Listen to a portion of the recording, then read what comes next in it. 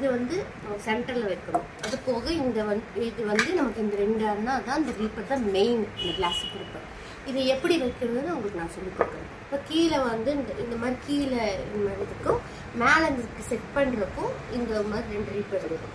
இதில் வந்து நீங்கள் கிளாஸில் வந்து இப்படி கரெக்டாக சரிசமமாக 2ம் கட் பண்ணி எடுத்துகிட்டு சென்டரில் நம்ம வச்சுருக்கோம். இப்போ ஏன் இதுக்கு காடி கொடுக்குறோன்னா, வேணும்னா இப்படி மூவ் பண்ணி நம்ம எடுத்துட்டோம்னா நம்ம அதர் ஃபோட்டோஸ் நம்ம வச்சுக்கிற மாதிரி, தேவைப்பட போகும் ஃபோட்டோ நம்ம வச்சுக்கிற மாதிரி தான் இந்த இதில் வந்து இப்படி வேணும் அப்படின்னு சொல்லியிருக்கேன். இப்போ இந்த மாதிரி கிளாஸ் வச்சுக்கணும். இப்போ மேலே வந்து இதுக்கு ஒரு இது போடும், அதுக்கு ஒரு ஃபோட்டோ ரெடி பண்ணிக்கலாமா?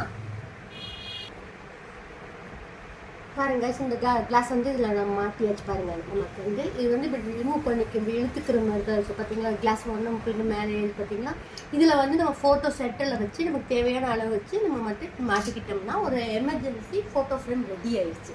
இதுலேயே வந்து இப்போ நம்ம இதே மாதிரி மேலே வந்து இந்த மாதிரி நம்ம கிளாஸை இந்த உட்டை நமக்கு செட் பண்ணிட்டோம்னா நீட்டாக மாற்றக்கு ஆயிடுச்சுன்னா ஒரு ஃபோட்டோ ஃப்ரேம் ரெடி ஆகிடுச்சு. இப்போ இந்த ஃபுல்லாக காட்டுறேன் பாருங்கள்.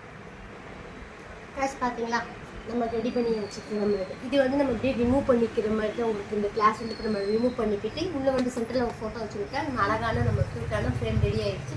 நம்ம இது யாருக்கு வேணாலும் ஃப்ரெண்ட் அவங்களோட ஃபோட்டோஸ் இதுக்குள்ள வச்சு நம்ம ஃப்ரேம் பண்ணி கொடுக்கலாம். நம்ம ஃபோட்டோவை வச்சு நம்ம வீட்டில் வந்து நம்ம சூப்பராக